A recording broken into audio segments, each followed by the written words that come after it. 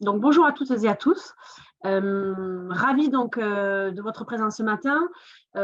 Aujourd'hui, donc, je suis accompagnée effectivement de Vincent Lachaine, notre directeur du développement au niveau de M Capital. Vincent, je te laisse. Oui, bonjour. Effectivement, je m'occupe moi du développement de la structure sur la partie nord de la France auprès des partenaires gestionnaires de patrimoine indépendants, banquiers privés et family offices, et Anne-Lise qui a la même mission sur la partie Grand Sud. Exactement. Vous allez l'entendre, je pense, au niveau effectivement de mon accent. Donc, moi, je suis basée effectivement à Toulouse, au siège, et Vincent est donc sur Paris. Alors, au niveau du webinaire, effectivement, le webinaire est exclusivement réservé donc, aux conseillers en gestion de patrimoine. Les micros sont effectivement coupés et vous pourrez poser vos questions dans l'espace Q&R que vous pouvez retrouver donc, en haut de votre écran. On y répondra donc à la fin du webinaire et on vous enverra ensuite un mail où vous pourrez visionner le replay à tout moment et on vous enverra également le support de présentation. Alors aujourd'hui, on va vous proposer, donc on va refaire une présentation du groupe M Capital très rapide puisque certains effectivement nous connaissent.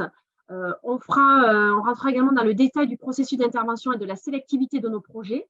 On fera un point sur le marché de l'immobilier résidentiel donc avec Vincent. Et ensuite, on reprendra la stratégie et les caractéristiques du FCPR.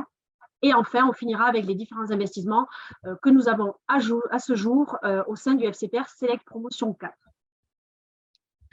Et je laisse la main donc à Vincent au niveau, donc il va faire le point effectivement sur la présentation du groupe M Capital. Merci beaucoup, Anne-Lise.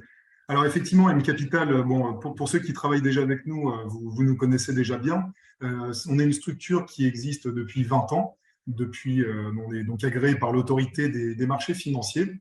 Nous avons 3 grands métiers, donc le capital investissement, la dette privée et l'immobilier. Donc l'immobilier, ce sont des solutions que l'on propose à nos partenaires gestionnaires de patrimoine indépendants, family offices et banquiers privés. La partie capital investissement plus traditionnelle est aujourd'hui réservée exclusivement à des institutionnels comme la BEI, le Fonds européen d'investissement ou des régions avec lesquelles on travaille, notamment sur la région Nouvelle-Aquitaine ou sur la région Occitanie. Alors, au niveau du groupe, nous sommes 60 collaborateurs, nous gérons plus de 630 millions d'euros, donc on existe depuis 20 ans, on en a parlé. Donc, on en parlait il y a quelques instants, on a plusieurs bureaux en France pour être au plus proche de nos partenaires, avec 8 implantations, et nous gérons les intérêts de 24 000 investisseurs privés, publics et institutionnels depuis 20 ans. Alors, au-delà de ces quelques chiffres, M Capital, c'est aussi une société à mission. Donc, les collaborateurs de M Capital ont favorisé cette solution. Et l'objectif, au-delà de vous proposer des produits financiers rentables et attractifs pour aux investisseurs, c'est aussi d'avoir des produits qui sont utiles socialement, utiles écologiquement. Et notre modèle dans l'immobilier, c'est vraiment de financer la transition vers un immobilier décomplexé, aussi résilient que vertueux. Donc l'objectif, c'est de rénover les villes, parce que vous savez, il y a des grands enjeux sur l'étalement urbain, sur l'artificialisation des sols. Bon, il y a le sujet des bassines que vous avez vu il y a quelques temps, donc c'est un enjeu majeur.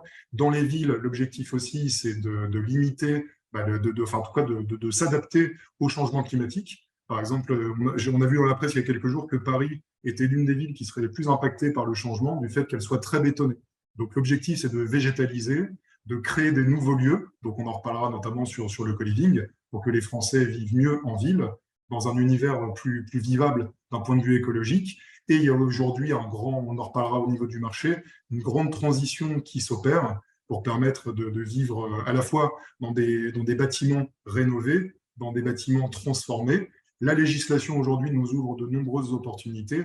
Et notre positionnement qui est sur l'immobilier résidentiel, c'est vraiment de vous proposer un immobilier attractif, résilient, parce que vous voyez les passoires thermiques aujourd'hui, de ne pas être à la page sur ces sujets écologiques, c'est aussi prendre un risque financier. Donc notre objectif sur la société à mission, c'est vraiment de concilier sens et rendement.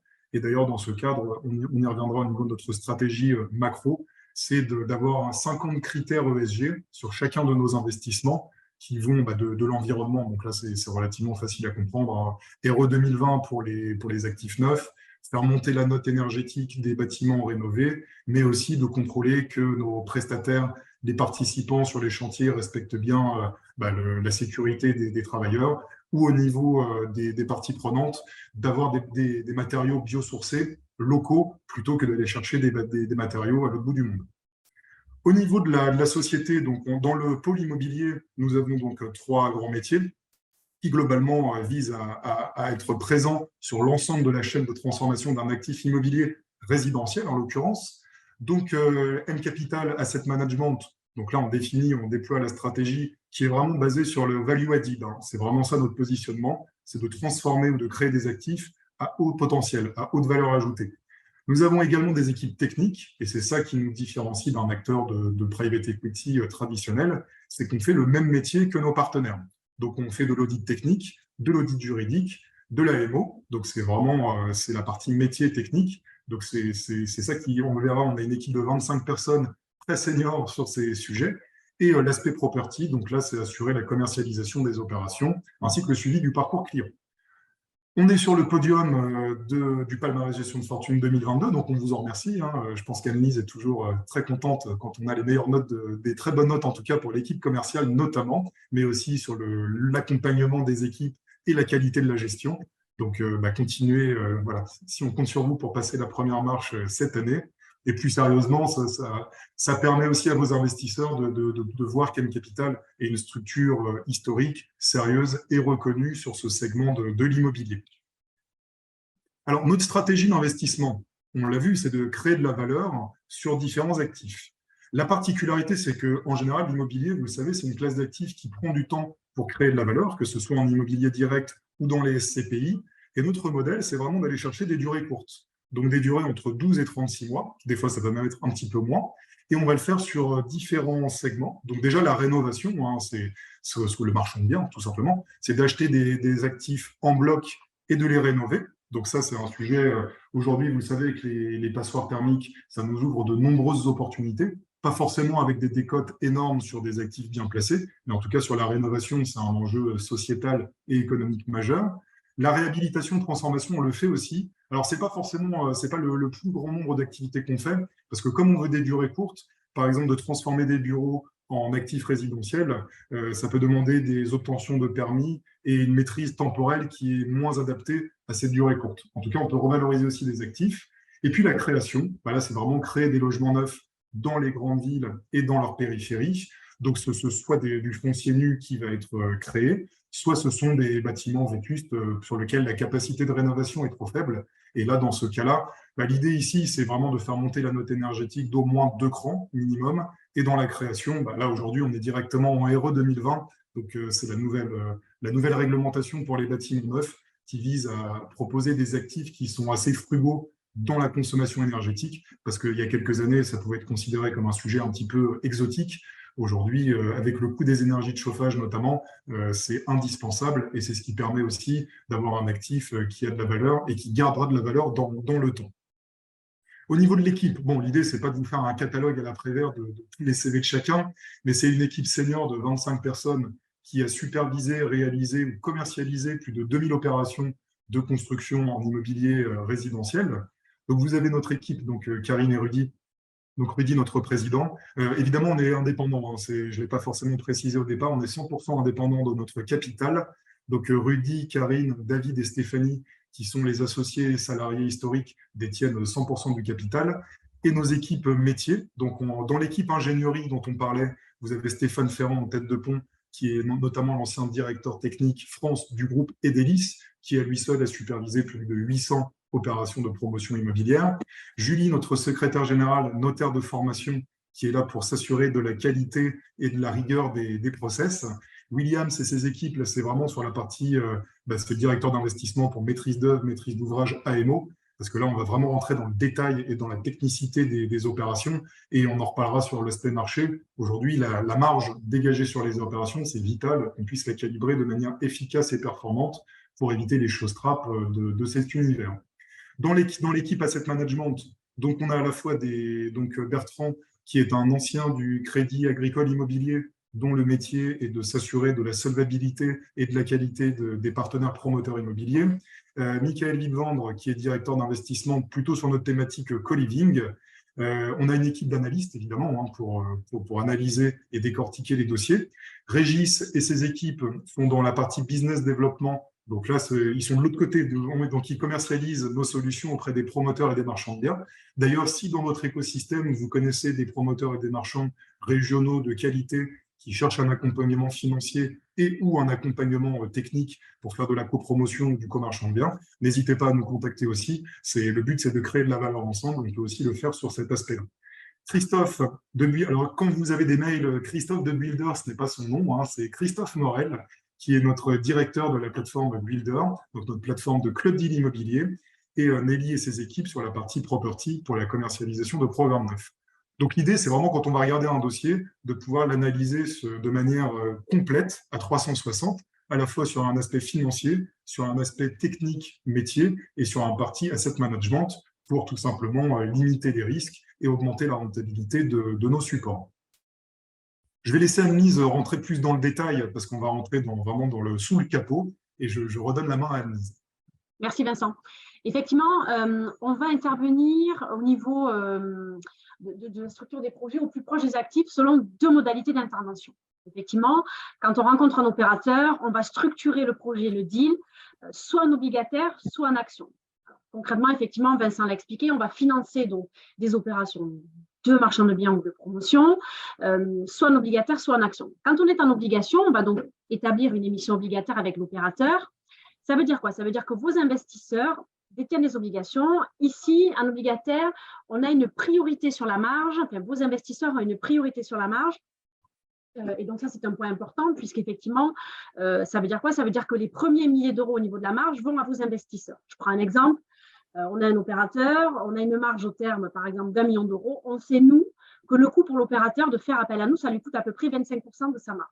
On sait que les premiers 25% au niveau de la marge vont aller à nos investisseurs et également pour payer les honoraires de structuration du M capital. Donc ça, c'est un point important, notamment au niveau de nos analyses et lorsqu'on fait l'audit technique, de s'assurer que l'on reste toujours dans ce ratio justement des 25%, ce qui nous permet effectivement de sécuriser déjà dans un premier niveau le deal, puisqu'effectivement, même si on a une dégradation de la marge, et on l'a constaté face au contexte, la marge, effectivement, certaines marges ont été diminuées, mais finalement, l'impact, c'est l'opérateur qui l'a subi, mais ce n'est pas nos investisseurs. Donc ça, c'est un premier niveau, on va dire, de sécurisation. Et ensuite, quand on est un obligataire, on a également des garanties qui sont données de la part des opérateurs, qui peuvent être différentes en fonction donc, des projets. Ça peut être des garanties autonomes à première demande, ça peut être un nantissement de part. On est vraiment sur, ça peut être une hypothèque, sur différentes garanties données par les opérateurs, ce qui nous permet effectivement d'activer ces garanties si la marge ne serait pas suffisante pour servir les intérêts à nos investisseurs. En obligation, on va aller chercher des objectifs de performance de 8 à 11% par an, prédéterminés, connus dès l'origine, capés, et versé in fine, c'est-à-dire versé à la fin, au terme donc des 12 à 36 mois, puisque c'est effectivement, Vincent vous expliquait que c'est la durée d'un cycle d'investissement en fonction des projets.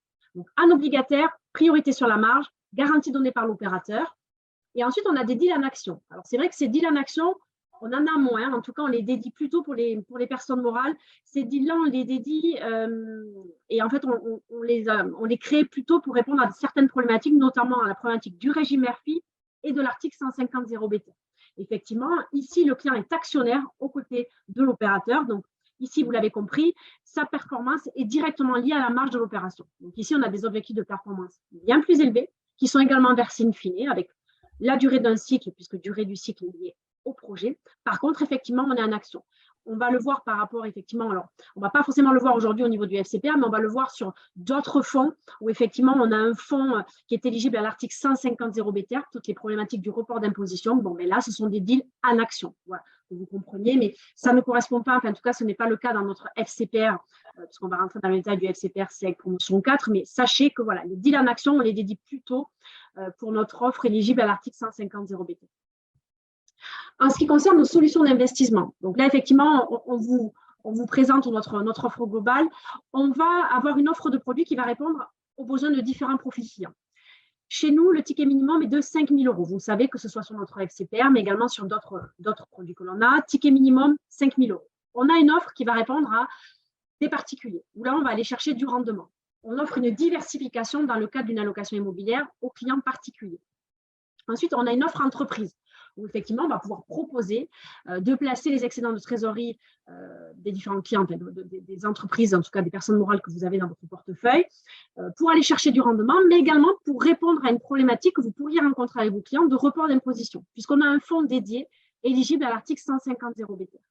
Ensuite, Vincent vous l'a dit, on travaille également avec les family office, puisqu'on a aussi la possibilité de créer des club deals clés en main et de vraiment structurer les club deals pour les familles. Et en tout cas, ça fait partie de notre offre. Et ensuite, on travaille aussi avec des institutionnels sur du placement de trésorerie, sur des sous-jacents immobiliers, avec des fonds disclosure 8 et 9. Aujourd'hui, avec les conseillers en gestion de patrimoine, on a deux offres globales. On a une offre où on a créé une plateforme builder, plateforme donc, qui fait partie du groupe, sur laquelle on va proposer des club deals en direct, où là, les clients peuvent investir projet par projet, directement sur des club deals, sur des durées courtes de 12 à 36 mois, sur des rendements cibles de 8 à 12% par an. Donc ici, concrètement, le client choisit et investit directement, projet par projet, à partir de 5 000 €. Donc ici, on va aller chercher du rendement pour les clients personnes physiques et personnes morales. On est sur un seul projet. Et ensuite, on a une offre sur nos fonds, où effectivement, on propose effectivement à vos clients d'investir et de détenir un portefeuille de moins de 30 opérations, ce qui correspond à notre FCPR Select Promotion 4. On est sur une durée de 4 à 5 ans et on va aller chercher un rendement cible de 7% par an. Donc, effectivement, on a une offre Club Deal avec notre plateforme Builder, où là, on va chercher, effectivement, on va investir directement projet par projet, et on a une offre fonds avec notre FCPR Select Promotion 4, que l'on va détailler juste après. Et on a également un autre fonds, le FPCI Immo Emploi 3, un fonds éligible à l'article 150.0 BTR. Ce n'est pas un sujet aujourd'hui, mais on pourra en parler si vous le souhaitez plus tard ensemble. Mais sachez qu'on a voilà, deux fonds aujourd'hui à la commercialisation au sein de M Capital. Au niveau de notre track record, alors, on est situé sur tout le territoire national. Alors, évidemment, historiquement, on a démarré par des opérateurs de la région toulousaine, de par notre réseau. Outre le fait que, effectivement, Toulouse, c'est le berceau de la promotion immobilière, mais aujourd'hui, on s'étend vraiment partout en France. Et on a d'ailleurs trois commerciaux qui rayonnent tout le territoire national pour aller à la rencontre des différents opérateurs et marchands de biens. Donc ça, c'est un point important. On est situé vraiment sur tout le territoire. Et depuis l'origine, on a financé 146 opérations pour un rendement annuel moyen cible par opération de 10,3%. Donc ça, concrètement, on a signé donc, des contrats avec les opérateurs. On a un rendement moyen cible par opération de 10,3%. Ça représente un peu plus de 124 millions d'euros d'investis, 3 300 logements financés. Et à ce jour, on a remboursé 29 opérations avec succès. Avec succès, ça veut dire qu'on les a remboursées dans la durée et le rendement qui avait été initialement protocolé avec les opérateurs. Alors, avec succès, on a certaines opérations, on a eu des retards, retard rémunéré à nos investisseurs, donc on ne considère pas que c'est du défaut, c'est pour ça qu'on parle d'opérations avec succès. Et aujourd'hui, effectivement, on n'a pas constaté à ce jour de défaut. Sur les 29 opérations, on a un rendement annuel moyen net de frais sur ces sorties de 9,4%. Donc sur les 29 opérations. La différence entre les 146 et les 29 opérations, c'est des opérations qui sont en cours de financement et donc on est en train de rembourser. Donc effectivement, on est actuellement, on n'a pas constaté de défaut. On est aujourd'hui sur on a deux opérations où on risque de constater des défauts d'ici la fin de l'année, mais aujourd'hui, on n'a pas constaté de défaut. Aujourd'hui, au niveau des opérateurs, des différents opérateurs que l'on a financés, on a financé des opérateurs tels que le groupe Carrère, Ideal Group, Réalité. On finance des opérateurs de taille intermédiaire. On ne va pas financer les tout petits, on ne va pas non plus financer les très gros. On est vraiment là pour accompagner les opérateurs dans leur déploiement, dans leur développement. Et on essaie effectivement de financer des opérateurs qui ont une expérience également, et non pas des opérateurs qui se lancent et qui démarrent. Voilà. C'est vraiment voilà. Notre objectif est effectivement d'avoir un deal flow assez important. On va y revenir. Alors, au niveau de notre processus d'intervention, sachez que l'on soit en club deal ou au niveau des fonds, on a exactement la même intervention et on ne fait pas de différence, on a le même audit fait sur chaque projet. Si vous regardez entre le moment où on va nous présenter l'opportunité et où on va effectivement sourcer le deal, donc ça, ce sont les équipes de business développeurs qui vont nous apporter l'opportunité. Entre cette phase-là et le moment où on collecte et où on apporte effectivement les fonds, il se passe 2 à 3 mois en moyenne. Et donc, on passe par des comités effectivement d'engagement où effectivement on va décider ou pas d'engager du temps. On passe ensuite en comité d'investissement où là, on va analyser le projet analyse financière, commerciale, juridique.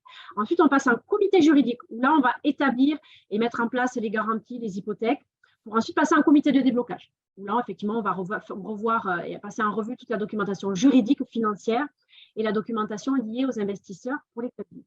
Donc, cette phase est assez courte et c'est là où, effectivement, nos équipes vont prendre tout leur sens. Vincent les a présentés tout à l'heure, puisqu'effectivement, il y a un énorme travail sur l'analyse en fait, du dossier avec les stress tests, les stress scénarios, où on va effectivement, Vincent rentrera après dans le détail, mais sur la partie, sur les pourcentages d'aléas de travaux que l'on va pouvoir anticiper, pareil sur les baisses de chiffre d'affaires que l'on va anticiper pour voir quel est l'impact sur la marge et surtout voilà, faire des stress scénarios sur chaque projet.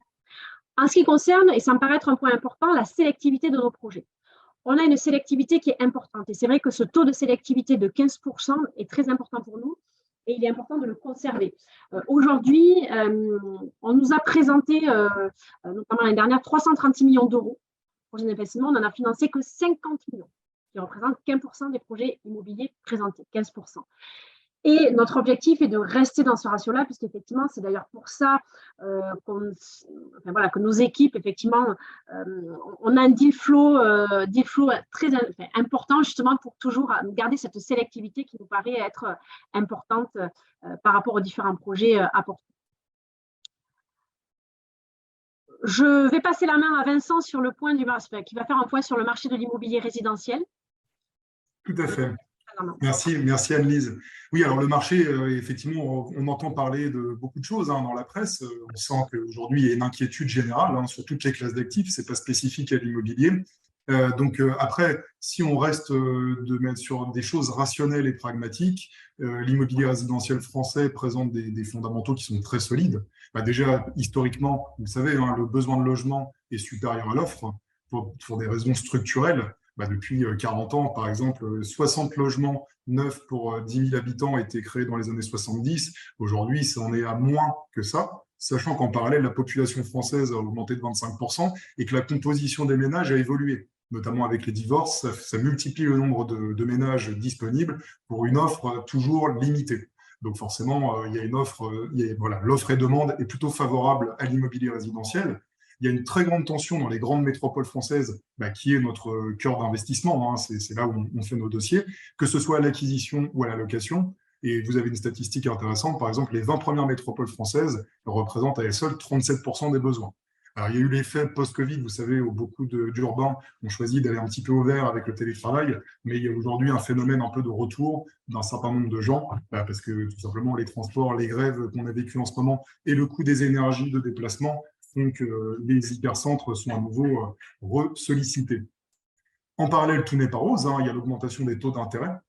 Évidemment, c'est assez important, ça limite pour un certain nombre de profils qui sont plus vulnérables ou plus modestes, ils sont tout simplement exclus du crédit, ça faut être clair aujourd'hui.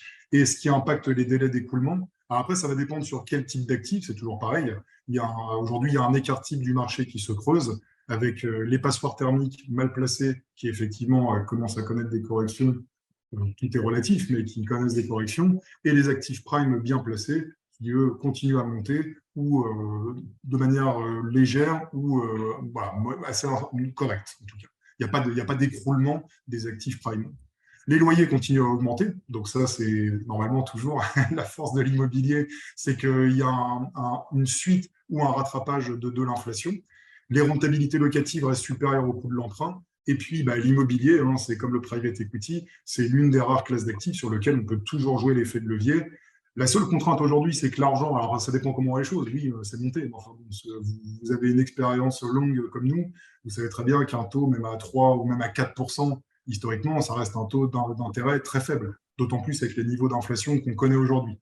Par contre, ce qui est vrai, c'est que les conditions d'octroi se sont durcies, à la fois pour les particuliers et aussi pour nos partenaires promoteurs et marchands. Après, il y a aussi, depuis le Covid et la guerre en Ukraine, il y a eu une hausse de prix de certains matériaux, alors qui se résorbent d'ailleurs, ça se stabilise, voire ça commence à diminuer, notamment par exemple pour le bois.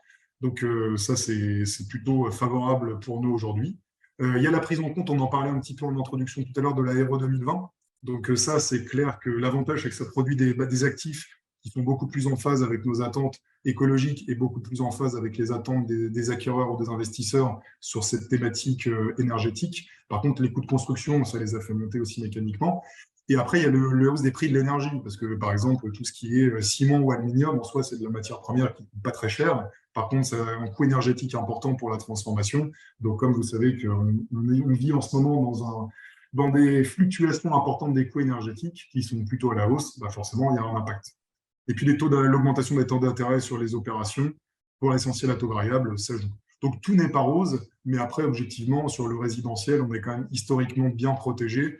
Et après, attention, on n'est pas en train de vendre une garantie en capital ou quoi que ce soit, mais vous le savez, historiquement, quand il y a des corrections sur le marché, sur l'immobilier résidentiel, ça veut dire que de toute façon, au niveau macroéconomique, c'est pas florissant, et l'impact serait de toute façon plus important sur des actifs liés à l'économie, à la macro, type bureau, entrepôt, boutique.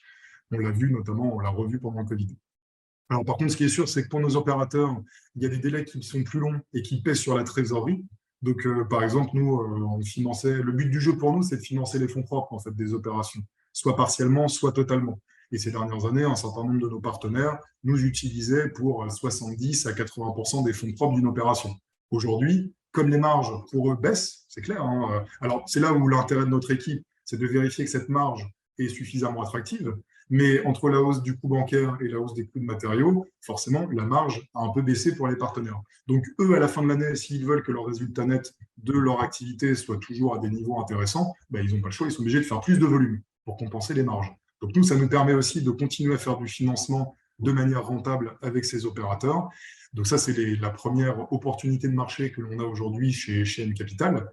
L'année 2023, elle est attendue en baisse sur le nombre de transactions, que ce soit sur l'ancien ou le neuf, mais le marché a beaucoup de profondeur et on a beaucoup d'opportunités avec des opérateurs solides et les emplacements, de toute façon, on revient toujours aux fondamentaux. Aujourd'hui, enfin, je ne vais pas vous réapprendre ce qu'est l'immobilier, c'est un emplacement, un emplacement, un emplacement. Donc ça, les emplacements et la qualité du bâti, quand ça coche les bonnes cases, les prix restent toujours attractifs.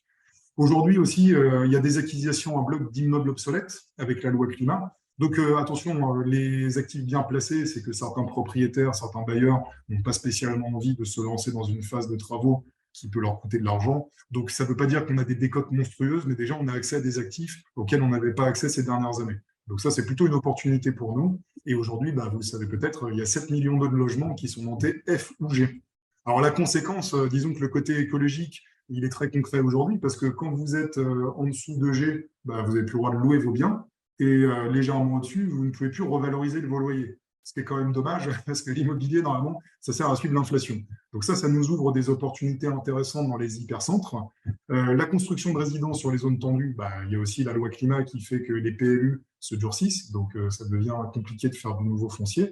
Et puis aussi des nouveaux usages. Le co-living, qui est une thématique que l'on maîtrise bien, parce qu'on a fait aujourd'hui plus de 15 investissements sur ces sujets-là, bah, c'est une collectivisation d'espaces de vie. C'est des logements qui sont abordables et flexibles et qui sont plutôt, chez nous en tout cas, adaptés à un public de jeunes actifs et qui ont des moyens relativement limités et qui veulent surtout une flexibilité, un peu comme les voitures de location ou ce genre de choses. Aujourd'hui, on est plus dans une culture de l'usage que dans une culture de la propriété. Donc, on répond en tout cas à cet élément sociétal. Après, on le voit, hein, de toute façon, sur nos opérations, notamment sur les clubs deals, builders que l'on commercialise avec vous, quand les actifs sont bien placés avec un bon taux et une bonne signature, les taux d'écoulement restent bons. Sur les surfaces, on n'a pas vraiment de soucis particuliers sur l'écoulement. C'est juste que sur certains actifs, ça peut prendre un petit peu plus de temps que les 20 minutes que des fois on avait sur les clubs deals il y a encore 6 mois. Au niveau du marché, par contre, c'est évident qu'on a durci aussi nos conditions avec les partenaires. Donc, on a une vigilance renforcée sur la santé financière des opérateurs. On en parlait tout à l'heure, on a recruté Bertrand Barber chez nous, qui faisait exclusivement ça en banque. Donc ça, aujourd'hui, c'est le sujet. C'est que certains opérateurs, s'il y a des risques de difficultés, ça se verra sur 2023-2024, sur les opérateurs les plus fragiles. Mais sur les autres, voilà, il faut bien savoir avec qui on travaille. On a renforcé nos exigences en matière de bouclage d'appels d'offres. Donc le deal flow, Anne-Lise vous en a parlé, je ne reviens pas dessus. En tout cas, la sélectivité, c'est aussi une des clés du succès. C'est pour ça qu'on n'a pas énormément de deals non plus, enfin on en a, mais on n'est pas dans une logique industrielle de volume, comme un certain nombre, et ce n'est pas péjoratif du tout, un certain nombre de plateformes de crowdfunding désintermédiées qui ont une autre vision du positionnement. Par contre, ce qu'on peut négocier autant sur les taux, vous voyez la rentabilité nette des opérations, ça n'a pas beaucoup bougé. Là, on est entre 9 et 10%. Par contre, ce qu'on peut négocier comme nos amis banquiers, c'est les renforcements des garanties. Ça, on a renforcé ces processus et les procédures de contrôle des flux, c'est-à-dire qu'on passe par un tiers certificateur pour que chaque facture présentée soit payée pour le bon usage. Voilà. Qu'il n'y ait pas de tentation de certains d'utiliser l'argent pour pour un autre usage que ceux pour lesquels il est prévu. On a aussi, bon ça on le faisait déjà, mais on a renforcé le suivi de nos lignes. Et puis l'accompagnement, hein, c'est toujours la clé, comme pour vous avec vos clients. On accompagne avec nos équipes de maîtrise d'ouvrage les projets pour s'assurer que les délais et la qualité soient respectés, parce que c'est ce qu'attendent aussi vos clients. C'est que la qualité de l'actif détermine aussi la liquidité. Et aujourd'hui, c'est les deux aspects qui vont nous intéresser plus spécifiquement sur les opérations. Je vais redonner la main à Nice pour vous présenter. Alors, on a pris un petit peu de temps hein, sur l'analyse du marché, sur notre stratégie, mais après, vous verrez sur le parti produit, du coup, ça va vite, parce que c'est une déclinaison de tout ce qu'on a vu ensemble. Donc, effectivement, le FCPR Select Promotion 4, alors, il a été constitué l'année dernière. Donc, l'avantage, c'est qu'on est sur le 4e millésime hein, de la gamme Select Promotion. Et il se clôture le 25 mai, donc dans un peu plus d'un mois, 2023. Alors, le FCPR, c'est quoi? L'idée, c'est de détenir un portefeuille de moins de 30 sociétés dédiées à la réalisation d'opérations immobilières avec les critères que l'on vous a détaillés. Alors, dans les faits, on est plutôt entre 60 à 80 projets, mais en tout cas, auprès de l'AMF, on a, qui peut le plus, peut le moins, on a effectivement déclaré au moins 30 sociétés. Aujourd'hui, sur le fonds, on va chercher un rendement cible de 7% par an net de tout frais pour l'investisseur et on est sur une durée de 4 ans, prorogeable 1 an, ce qui permet de faire 2 cycles. On a dit qu'un cycle durait de 12 à 36 mois. Effectivement, on est sur 2 cycles successifs. Au niveau du fonds, c'est un fonds qui est aujourd'hui agréé par l'autorité des marchés financiers. L'avantage, c'est qu'il est accessible à partir de 5 000 € en part A et 100 000 € en part B. La différence entre les deux pour le client, c'est qu'il a des frais de gestion plus faibles, puisqu'il a 3% de frais de gestion en part A et qu'il a 2,6% de frais de gestion en part B. Ici, je vous ai dit donc fonds majoritairement obligataires. On est sur effectivement 2 rémunérations pour vous, CGP. On a une rémunération sur les droits d'entrée, où effectivement, vous pouvez donc mettre des droits d'entrée de 0 à 5% à votre main, hein, qu'on vous rétrocède en totalité. Et ensuite, vous êtes rémunéré également sur un cours, 1% par an sur les parts A et 0,8% par an sur les parts B. Au niveau du fonds, c'est un fonds qui a une durée donc, de 4 ans, prorogeable 1 an. L'avantage là, vraiment, aujourd'hui, de faire investir vos clients, ou en tout cas d'avoir fait investir vos clients, c'est que la durée des 4 ans a démarré au 31 décembre 2022. Donc, quoi qu'il arrive, le 31 décembre 2027, le fonds sera clôturé. Donc, effectivement, la durée de vie du fonds, c'est réduit. Donc, on est sur une durée de vie du fonds qui est de 3 ans et demi plus 1. Donc là, il y a un véritable plus avantage à aujourd'hui d'investir tout de suite d'ici la fin du mois de mai. On va chercher un objectif de rendement de 7% par an, net de tout frais, net de droits d'entrée, net de frais de gestion. Par contre, attention, toujours pareil, pas de coupon, pas de distribution annuelle, on est sur un versement in fine, entre la 4e et la 5e année. C'est un fonds que vous pouvez loger au sein d'un PEA-PME, contrat d'assurance vie de droit luxembourgeois. Ça peut être également via le compte-titre du client ou bien en direct, en nominatif pur, chez notre dépositaire, sans aucun frais. Le fonds est éligible aux personnes physiques ou personnes morales. On le disait en préambule, ça peut être chercher du rendement pour le client dans sa location immobilière ou ça peut être pour la personne morale sur la gestion du placement de trésorerie. Au niveau de la fiscalité à la sortie, pour les personnes physiques, on sort au PFU à la flat tax à 30%, puisqu'on est sur une imposition sur les plus-values mobilières. Et pour les personnes morales, on sort à l'IS. Par contre, l'avantage, c'est qu'on est exonéré d'IFI. Au niveau du FCPR, pour ceux qui l'ont pratiqué, vous avez notre espace extranet. Vous pouvez faire effectivement les souscriptions de façon dématérialisée en ligne. Donc, c'est quand même assez pratique, avec la mise en place d'un prélèvement et d'un virement. Donc là, je le répète, mais aujourd'hui, effectivement, le FCPR Select Promotion 4 se clôture dans un peu plus d'un mois. L'avantage du coup, lorsque vous allez pouvoir présenter le fonds aux clients, si vous avez encore des clients justement d'ici la fin du mois de mai, c'est qu'on a un portefeuille donc existant au sein du fonds, puisqu'aujourd'hui, on a financé 22 opérations avec 17 opérateurs. On va chercher toujours pareil du 7% de rendement annuel cible, mais à ce jour, on a 12,5% de rendement annuel moyen cible, c'est-à-dire brut, donc avant tout frais. Donc, effectivement, on est sur un portefeuille existant, d'où l'importance, effectivement, pour nous, je vous expliquais, effectivement, d'avoir un deal flow dense, c'est d'investir immédiatement. Il pourquoi on réussit à avoir ce 12,5 de rendement brut? Parce qu'on a investi tout de suite. Parce que ce qui coûte cher au niveau du fonds aujourd'hui, c'est l'inertie. C'est le fait de ne pas investir. C'est-à-dire, on conserve le cash, on n'investit pas. Et ça, c'est ce qui coûte le plus au niveau du fonds. D'ailleurs, dans notre hypothèse et dans nos simulations au départ, lorsqu'on allait chercher cet objectif de rendement cible de 7%, on est parti du postulat que pendant 9 mois, on avait une inertie de 9 mois. Ce qui, dans les faits, n'est pas le cas. Vous voyez, on a investi au fur et à mesure. C'est pour ça que c'est très important pour nous d'avoir ce deal flow et de toujours pouvoir investir immédiatement. Et comme on sait que là, on est dans une phase de collecte très importante sur le dernier mois, on a prévu effectivement un deal flow important pour pouvoir investir le plus rapidement possible. Je vais laisser la main donc à Vincent sur la partie du FCPR Sec Promotion 4 et notamment certaines informations qu'il va vous communiquer. Je vous laisse la primeur. C'est gentil.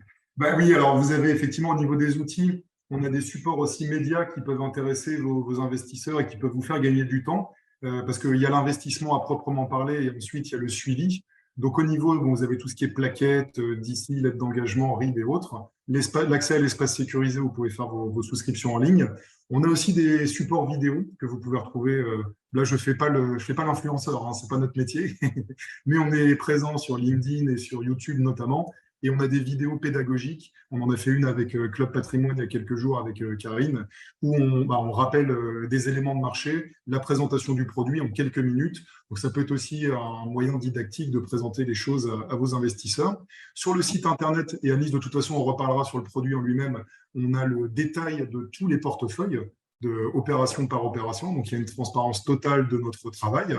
Et les reportings sont également disponibles à la fois sur le site général et sur les espaces sécurisés. Et vous retrouverez dans ces reportings la valeur liquidative, qui est déjà d'ailleurs, on attend parce que là, le fonds a été constitué au 30 septembre, donc la valeur liquidative effective, la première sera au 31 mars. Mais aujourd'hui, avant présentation des CAC, l'avantage de ces fonds, c'est que vous voyez rapidement, ils sont positifs. Alors après, attention, on est sur du SRI 6/7, donc ce n'est pas des produits garantis, mais sur ces produits, le but du jeu, c'est qu'on n'ait pas le phénomène de courbe-en-J d'un produit de private equity traditionnel. Sur le FCPR Select Promotion, le 1, qui a été lancé en 2019, là, on arrive en fin de course. Hein. On est dans la 4e année, donc comme prévu. Il y a un premier remboursement de 15% de l'actif net qui est prévu dans les prochains jours. Un deuxième remboursement qui est prévu cet été. Et le reliquat pour tenir la 5e année maximale, ça sera logiquement d'ici la fin de l'année 2023. Donc pour l'instant, le fonds est tout à fait en phase avec ses objectifs d'un point de vue temporel et d'un point de vue performance. Après, je vous ne l'apprends pas non plus, les performances passées ne préjugent pas toujours des performances futures, mais c'est toujours mieux de pouvoir présenter. En fait, il y a deux choses. Il y a la performance, il y a la liquidité de l'actif, le niveau de diversification qui a été respecté.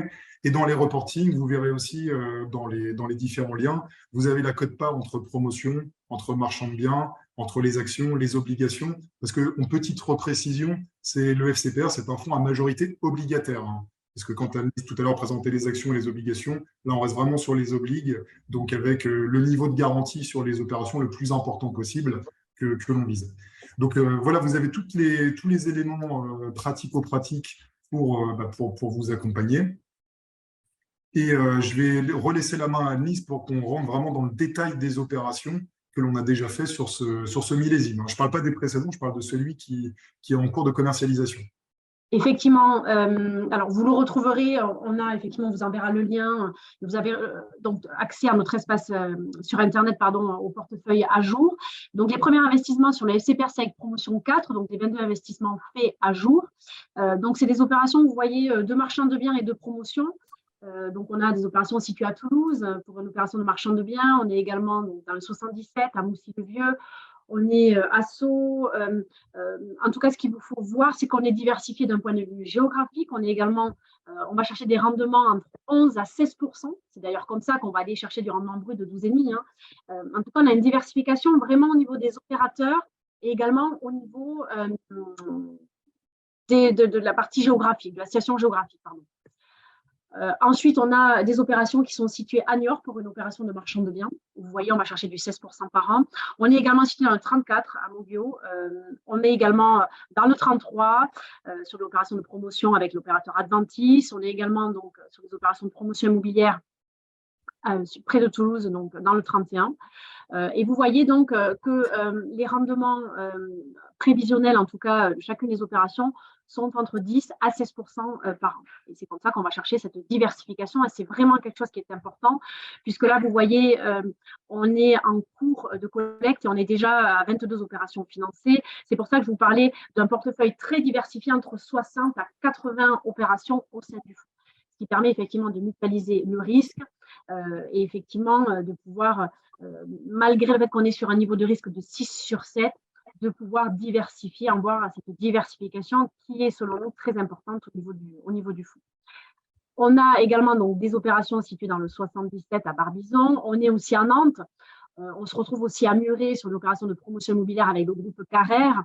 On est également dans le 33 avec une opération de marchand de biens avec l'opérateur Juste. Voilà, et donc on est... vous avez la liste et le détail. Donc, on est également sur Toulouse, on est sur Saint-Tropez. On parlait effectivement d'être situé dans des grandes métropoles. On le voit avec Toulouse, Saint-Tropez, Nantes. On est également à Bagneux avec une opération de marchand de biens sur du co-living. Vincent l'a expliqué effectivement. Voilà, ça fait partie aussi des opérations que l'on finance où effectivement on est sur de la transformation. Et là, sur une opération de co-living, on va chercher un rendement de 14%, où là, on est sur des nouveaux usages. Donc, c'est vrai que situé à Bagneux, on est sur une diversification au niveau des opérations au sein du FCPR4. Et c'est vrai que c'est rassurant vis-à-vis de vos clients parce que ça explique, voilà, il y a l'historique, il y a un portefeuille à jour avec 22 opérations, ce qui est déjà, pour un client, me semble-t-il, assez important, et en tout cas de mettre en avant cette diversification. Et on est également situé dans le 06. On a investi aussi à Rosny-sous-Bois sur une opération de promotion immobilière dans le 93, dans le 69 avec Imalliance. Ça, on vient d'investir il y a peu de temps. Également situé avec Imalliance dans le 83. Et ensuite, donc, sur les dernières opérations que l'on vient de financer, on vient de financer une dernière opération, Place du Capitole à Toulouse, sur une opération de marchand de biens où on a un rendement effectivement de 16%. Donc voilà pour les investissements à jour. De toute façon, en tant que partenaire, normalement, vous recevez un mail avec les investissements effectivement faits au sein du fonds. Charge à vous de communiquer avec vos clients qui ont déjà investi et avec les futurs investisseurs. Sachez que voilà, vous avez un mois pour investir ou faire investir vos clients sur la FCPR Select Promotion 4. On essaie de respecter le timing, ça nous laisse un petit peu de temps effectivement pour poser les différentes questions. En tout cas, si vous avez des questions, on vous laisse utiliser du coup le petit logo Q&R pour poser vos questions suite à notre intervention. Alors, on vous enverra effectivement la présentation par mail avec le replay. On a une question. Bonjour, peut-on savoir quelles sont les 2 opérations sur lesquelles vont être constatés des défauts en fin d'année? Je n'en avais entendu parler que d'une seule jusqu'à présent. Alors, on a une opération Géode, en fait, un opérateur Géode que l'on retrouve dans notre fonds et que l'on avait également sur notre plateforme d'investissement Builder. Alors, sur la plateforme d'investissement, c'est un sujet où on a un risque de perte en capital total, chose que l'on n'a pas sur le fonds, d'où parce qu'on est diversifié. Donc, effectivement, au niveau du fonds, on a provisionné, en fait, donc on n'a pas constaté aujourd'hui, on a provisionné une perte, effectivement, au niveau des fonds, ce qui fait que la valeur liquidative, c'est un impact aujourd'hui sur la valeur liquidative. Donc, aujourd'hui, on n'a pas de vision encore sur le rendement au terme, hein, puisque, vous voyez, on est très diversifié. Donc, en fonction des rendements qu'on va avoir avec d'autres deals, en tout cas, ce qui est sûr, c'est que ça a eu un impact sur la valeur liquidative constatée là. On attend de voir, on va très certainement constater une perte d'ici la fin d'année. En tout cas, aujourd'hui, on a provisionné. Et le second opérateur, c'est un opérateur Haussmann et qui représente très peu dans les fonds. Donc, il n'y aura quasiment pas d'impact. Donc, c'était sur un de nos fonds. Mais c'était vraiment un très faible ticket. Donc, mais je préfère vous le dire, puisque de toute façon, vous le retrouverez dans l'aide d'information semestrielle, où on va très certainement constater également une perte d'ici la fin de l'année, mais c'était un ticket vraiment très, très faible dans le fonds. Donc, pas d'impact au terme, en tout cas pour nos investisseurs qui sont au niveau du fonds. Alors ça, d'ailleurs, ces informations-là sont totalement transparentes et affichées dans les reportings des fonds. S'il y a des commentaires de gestion, parce qu'évidemment, on ne vend pas des produits garantis chez M Capital. Alors, si on est dans la création de valeur et qu'on arrive à sortir des rendements sur les opérations entre 9 et 12% par an, c'est forcément qu'il y a une notion de risque. Après, même si, et d'ailleurs, ce n'est pas des pertes totales en capital, 2 dossiers sur 145, vous voyez que le taux de sinistralité est extrêmement faible. On n'est pas du tout dans les métriques du private equity classique start-up. C'est d'autres modèles. Après, quand vous tombez sur une licorne style Doctolib, forcément, vous êtes très content. Mais nous, notre modèle, si vous voulez, c'est être sur un sous-jacent immobilier résidentiel que les investisseurs connaissent et comprennent. Vous avez ensuite la durée, parce qu'un FCPR qui dure 4 ans, voire 5 ans, c'est quand même une durée qui est extrêmement courte. On fait 2 cycles d'investissement dans le véhicule, ce qui nous permet aussi d'avoir 2 points d'entrée et 2 points de sortie de prix. Après, on est sur du SRI 6 sur 7. Hein. Ah oui, et petite précision, comme moi je suis un fan d'écologie, on est article 8, pour ceux qui se posaient la question. On est article 8 et les prochains millésimes, on vise à être article 9. Mais encore une fois, si vos clients ne sont pas à l'aise avec le risque, objectivement, ne faites pas ces supports-là. Après, si vos clients en diversification sont intéressés pour aller chercher des rentabilités qui sont quand même attractives sur des durées courtes, on est vraiment bien positionné, surtout que la construction de la performance, elle est facilement compréhensible par vos clients. Ils ont quasiment tous, j'imagine, ils sont tous propriétaires de leur résidence principale, ils font de l'investissement immobilier, les prix sont quasiment publics, c'est une classe d'actifs qui est facilement compréhensible et qui est facilement mesurable. Donc, mais de toute façon, oui, c'est totalement transparent. Les recommandations, vous le savez, sur nos SRI, c'est de faire moins de 10% du patrimoine financier du client hors résidence principale. Donc, on reste sur ces métriques-là. Mais en tout cas, non, les produits évoluent bien. Et si vous avez des questions sur d'autres sujets, ben, on est encore là ensemble pour quelques minutes. Donc, n'hésitez pas. Sachant qu'on va présenter effectivement peut-être aussi l'équipe, il n'y a pas que Vincent et moi au niveau de l'équipe commerciale, effectivement, chez M Capital. On a Pierre Androniette qui est également directeur des partenariats, donc en charge au niveau, donc il est en lien avec les CGP, sur la partie nord, donc aux côtés de Vincent. On a Kéra Benyamina qui s'occupe de toute la partie back-office, effectivement, que vous avez peut-être eu déjà, qui nous accompagne et qui effectivement est très réactive et répond à toutes vos questions. Et évidemment, notre directrice générale associée, donc Karine Morel, qui sera peut-être moins joignable, mais en tout cas qui est là et qui peut aussi répondre à vos questions. Vous n'avez pas d'autres questions du coup? Non? Alors, on laisse nos coordonnées si vous souhaitez effectivement nous contacter ou si vous avez besoin d'autres informations complémentaires, surtout n'hésitez pas. On peut aussi vous mettre à disposition, on a travaillé sur un rapport d'aide de préconisation au niveau du FCPR qu'on peut vous envoyer, qui a le mérite en tout cas d'exister si vous souhaitez effectivement l'utiliser. C'est un document Word qu'on peut effectivement vous transmettre également par mail si vous en faites la demande. Et je rajouterais peut-être que si vous n'avez pas encore expérimenté les club deals avec Builder, pour ceux qui sont intéressés, on peut vous envoyer les fiches, les notes d'investissement d'information de ces solutions, parce que vous verrez, bon, c'est une partie de notre process qu'on communique pour les investissements. Vous avez le détail d'absolument tout, en fait.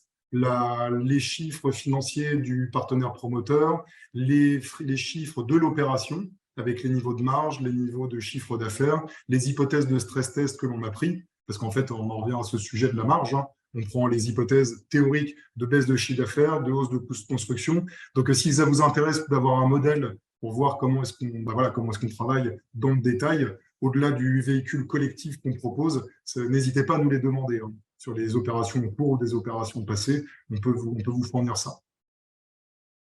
Et puis, je reprécise aussi, hein, si vous avez dans votre écosystème des promoteurs et des marchands qui cherchent des financements, n'hésitez pas à penser à une capitale aussi sur cet aspect-là, parce qu'on travaille sur ces deux. Là, ça sera plus Régis et ses équipes, mais voilà, autant travailler à 360. Très bien. A priori, il n'y a pas d'autres questions. Ah, mais attendez, après, on va croire qu'on a été très, très bon avec Anne-Lise. Encore une petite question. Bon, après, on se dirait qu'il n'y a rien à faire. Bon, a priori, non. Oui, alors ils se sont tous endormis. Merci en tout cas pour votre présence ce matin. Merci beaucoup. On vous envoie donc le replay et donc le support de présentation et on reste avec Vincent et nos équipes effectivement à votre disposition. Très bonne journée à toutes et à tous. Merci beaucoup. Au revoir. Au revoir.